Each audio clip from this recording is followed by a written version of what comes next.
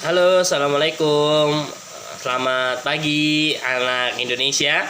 Nah, hari ini kita akan memasuki ke pembelajaran 1 subtema 2, yaitu aku anak mandiri. Ada yang tahu apa sih mandiri itu?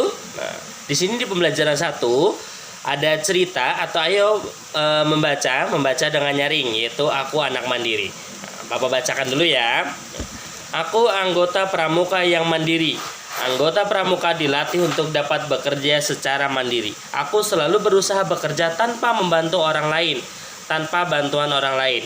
Aku selalu menyiapkan peralatan sendiri. Aku menyiapkan dan mengenakan seragam pramuka sendiri. Nah, jadi sikap mandiri itu adalah sikap yang bekerja tanpa membutuhkan bantuan orang lain. Contohnya, anak-anak yang sudah kelas 3 nih, anak-anak Indonesia kelas 3, anak-anak yang cerdas nih, ya, anak kelas 3B atau 3 SD Indonesia 12, ketika menggunakan seragam nggak usah dibantu lagi oleh ayah dan bunda. Nah, sudah memakai baju atau seragam sendiri, dan ketika bangun pagi tidak usah dibangunkan kembali, sudah tahu jamnya bangun, waktunya ibadah, waktunya sholat, waktunya berangkat sekolah jam berapa, waktunya mandi, sarapan. Nah, itu dilakukan sendiri tanpa bantuan orang tua kita. Nah, itu tersebut dinamakan anak yang mandiri, anak yang cerdas. Nah, ya, dan di sini ada soal latihan, silahkan dikerjakan. Soal latihannya ini semua ada di bacaan yang nanti kamu baca, yaitu tentang aku anak mandiri. Nah, lanjut ya ke pembelajaran 2, mandiri dalam mengambil keputusan. Nah, nih calon pemimpin nih, calon Pak Gubernur, calon Bu Gubernur, calon Pak Wali Kota, calon Bu Wali Kota, calon Pak Bupati, dan calon Presiden dan Menteri. Nah, nih mandiri dalam mengambil keputusan. Anak kelas 3B atau anak kelas 3 harus pandai mengambil keputusan.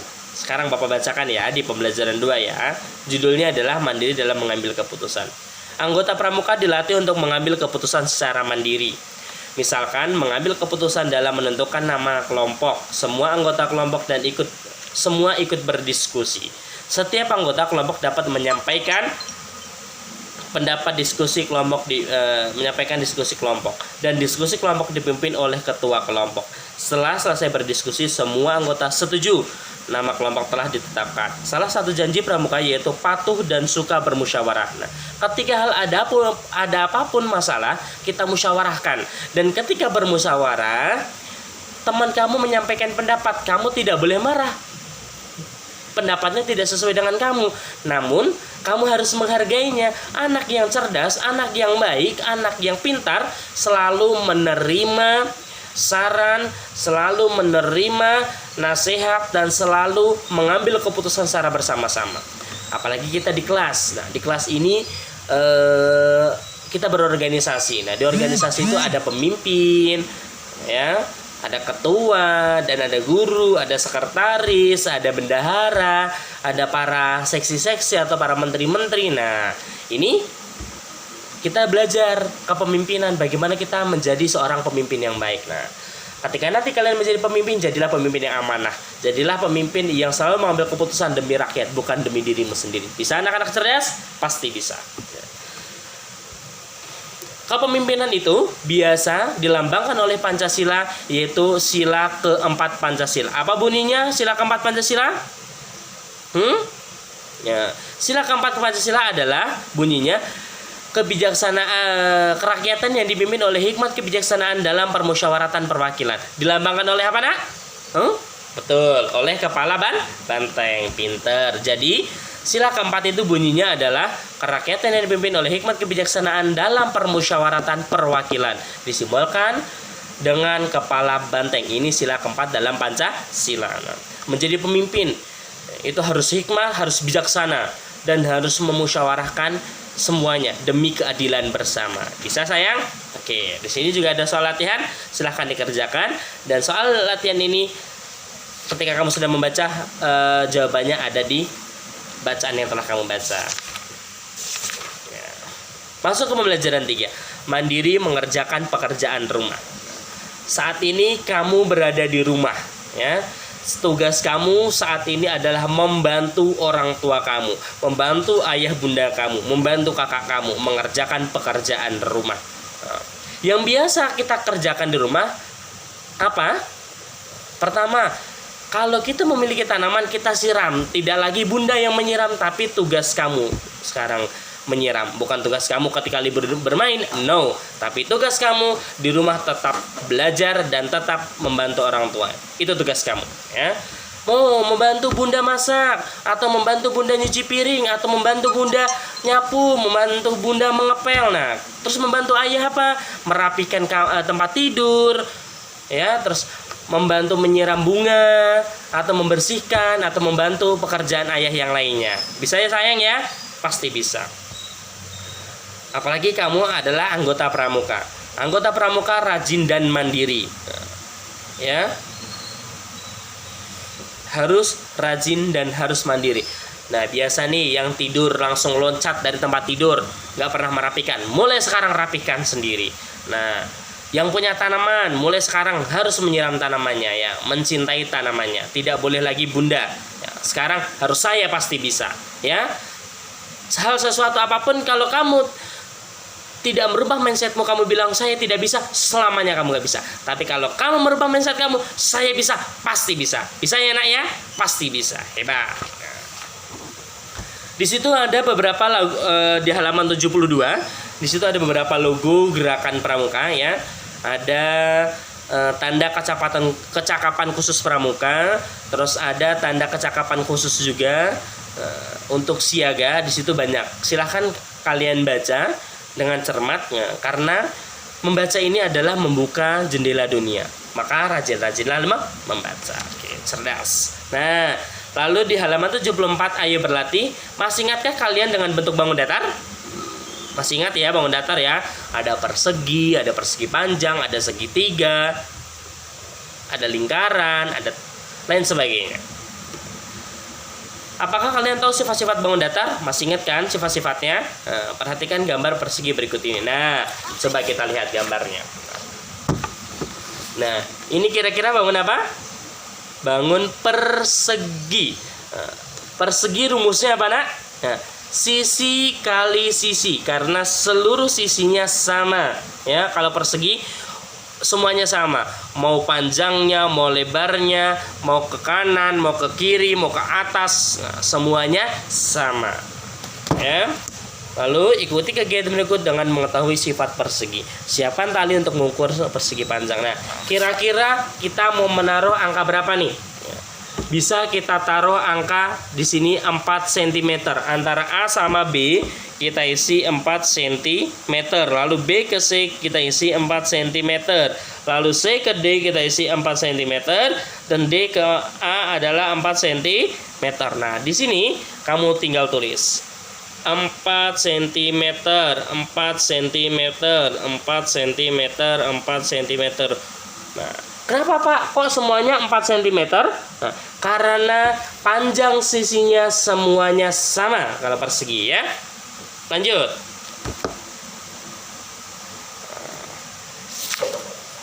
Apa yang kalian temukan? Besar sudut A berapa? Nah, karena sudut ini termasuk sudut apa sih ini? Nah, ini termasuk sudut siku. Kenapa sudut siku? Karena semuanya lurus. Nah, berapa panjangnya? Berapa besarnya? 90 derajat, ya.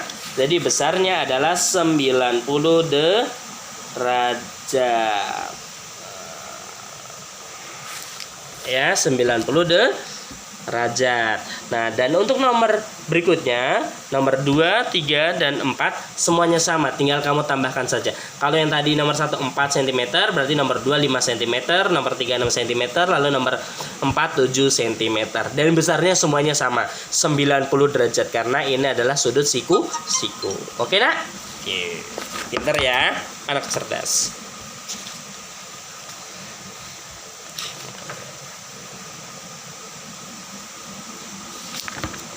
Lalu di pembelajaran 4 halaman 83, ya, halaman 83, mandiri saat melaksanakan ibadah.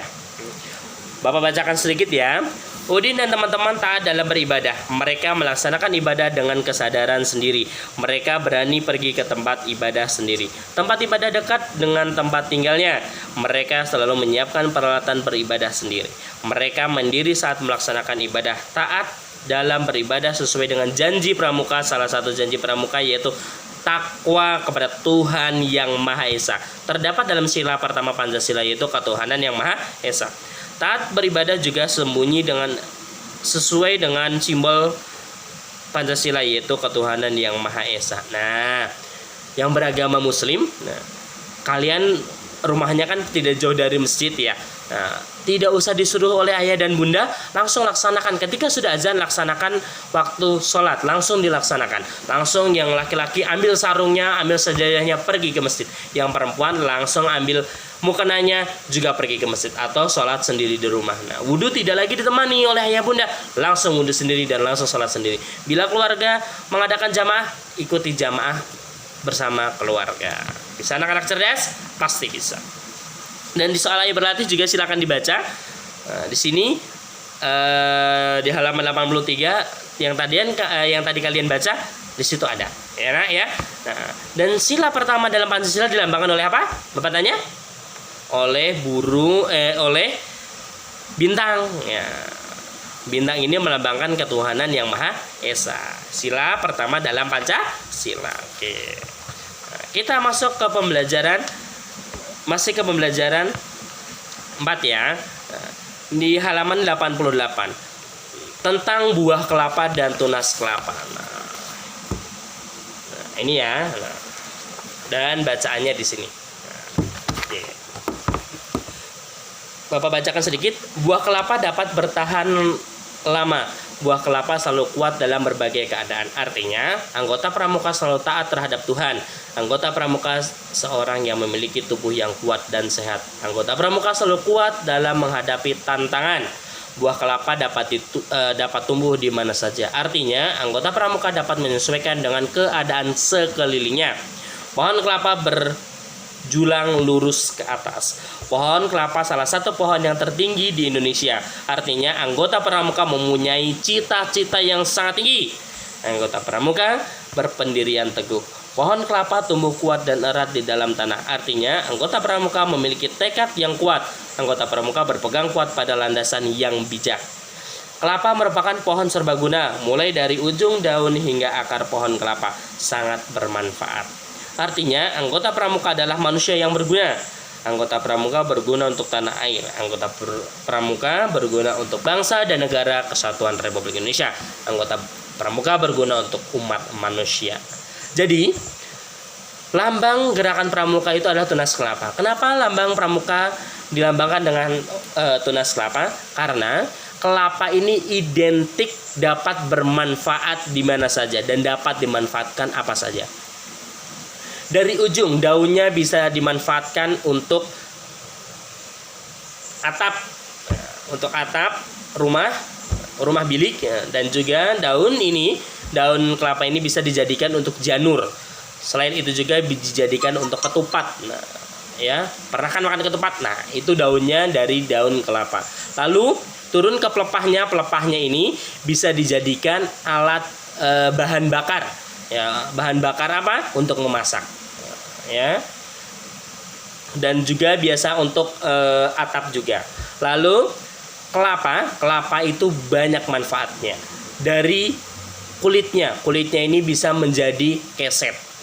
Ya, ini kulit kelapanya. Lalu batok kelapa ini bisa dijadikan arang dan juga bisa dijadikan kerajinan seperti tas, tempat pensil atau mangkok lain sebagainya juga bisa. Lalu si kelapanya ini banyak manfaatnya, bisa menjadi minyak, bisa menjadi santan dan lain sebagainya, dan semua banyak memanfaatkan.